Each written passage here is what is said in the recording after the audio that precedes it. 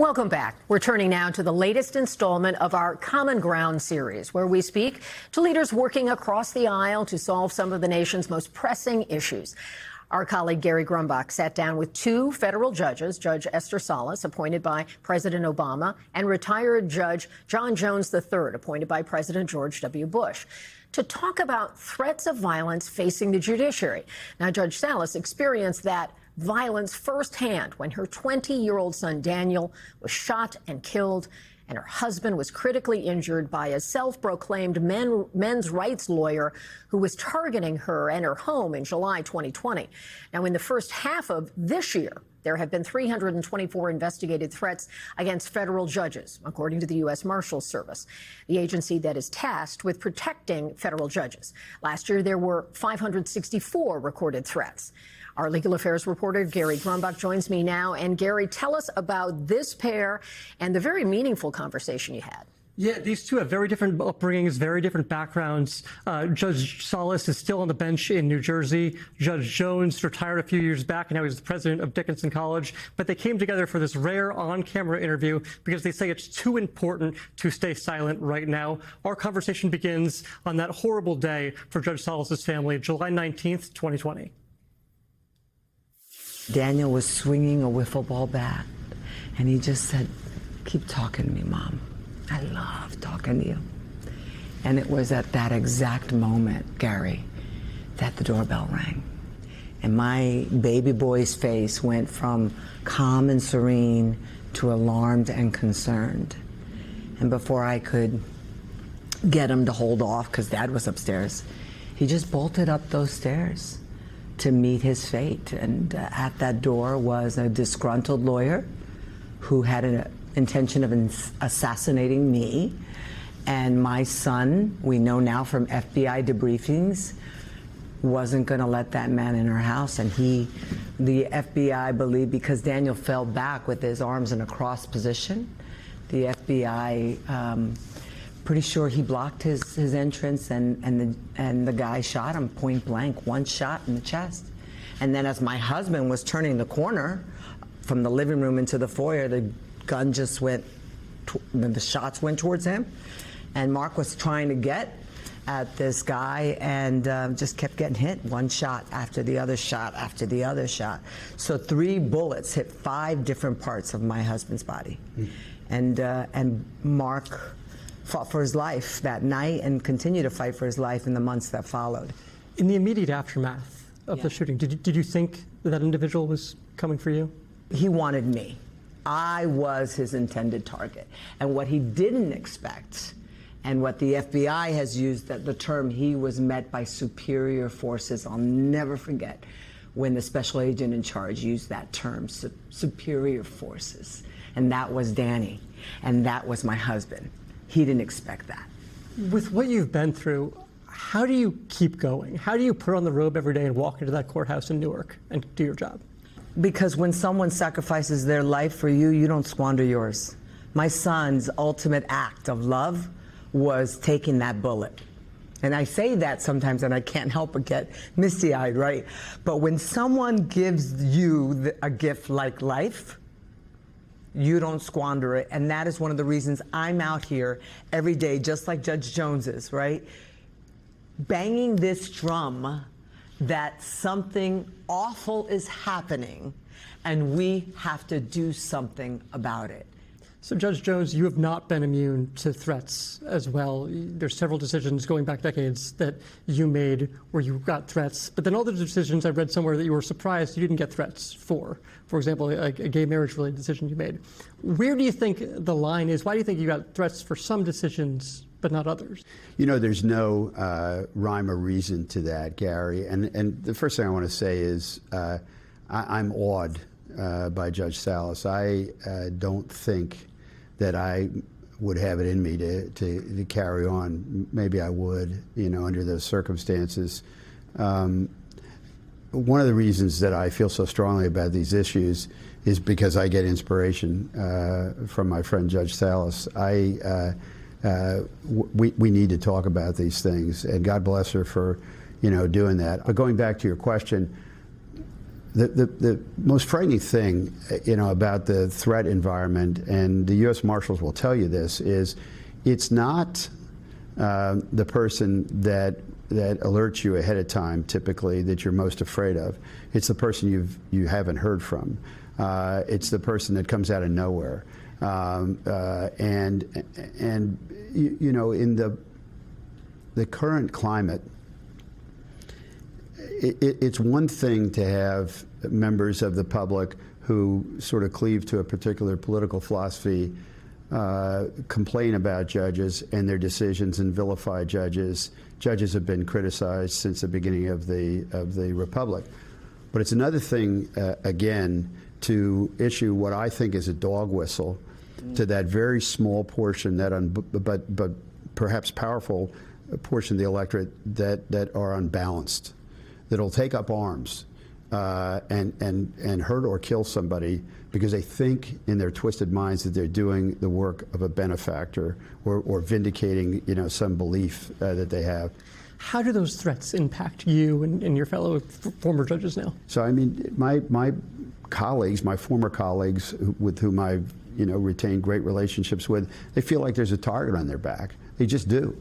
And so, they're literally almost looking over their shoulder at this point when they're outside the courthouses. And one of the things that I think so incredible, and I'm going to say it, and I think I've said it before, but I want to be very explicit today.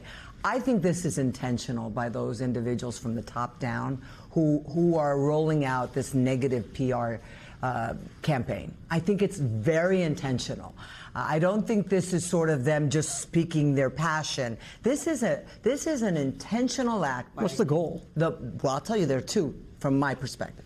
The first goal is they want to erode the public's confidence in the justice system. When you say something, Gary, is broken over and over and over again, and it's not. We're here to tell you it's not. We can look at opinions. We can look at jury verdicts that I presided over. Juries get it right. We have, in my opinion, the best legal system in the world. And I'm biased, but I believe it, right?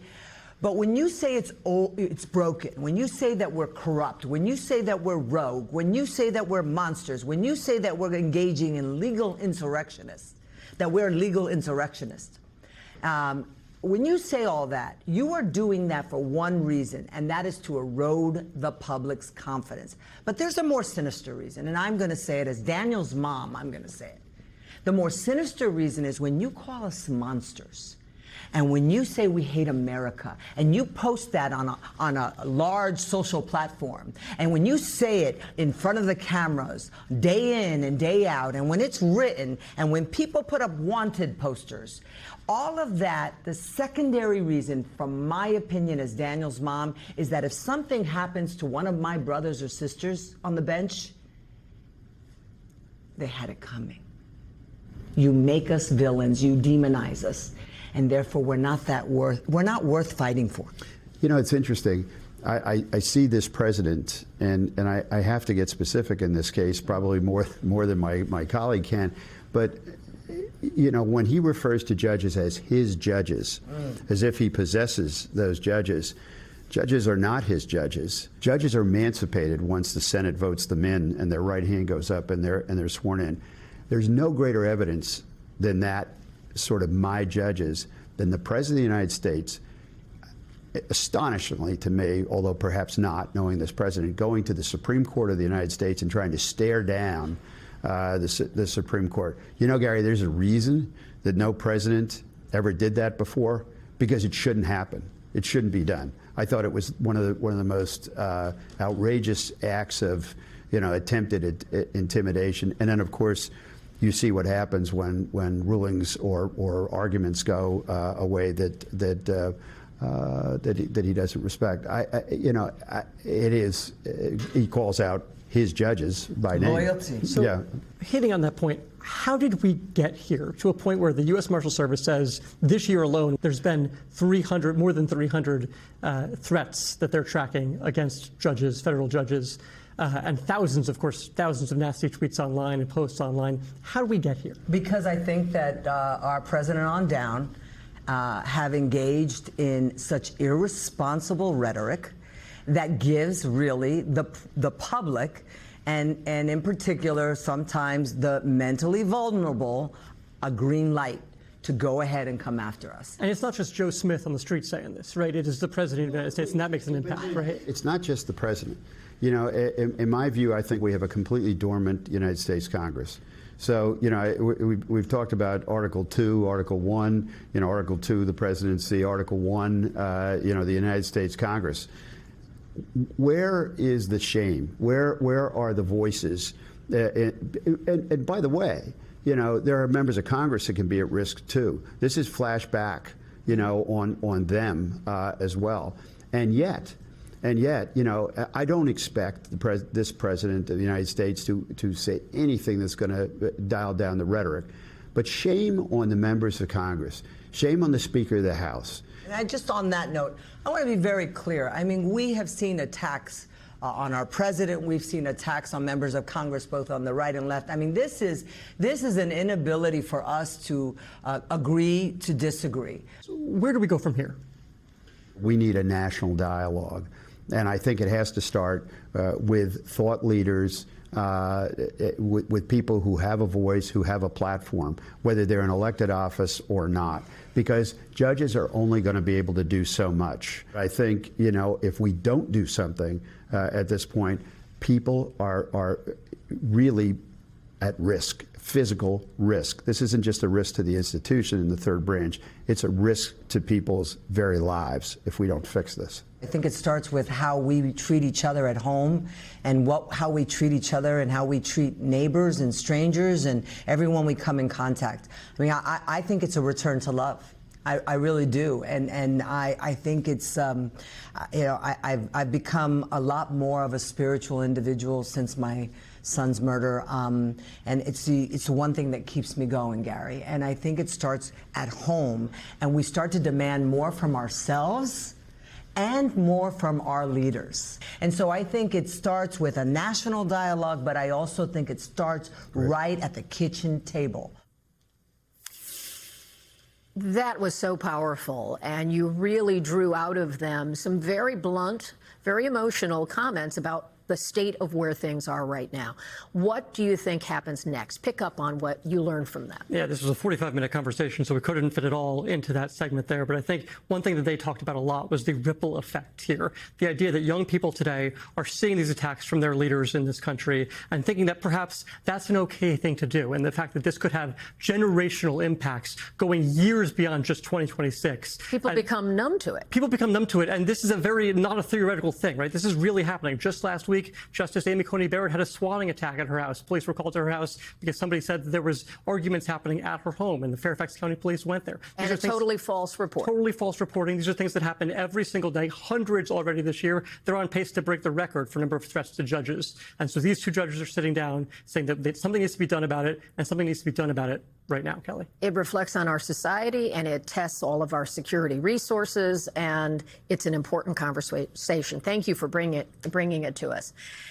We thank you for watching, and remember, stay updated on breaking news and top stories on the NBC News app or watch live on our YouTube channel.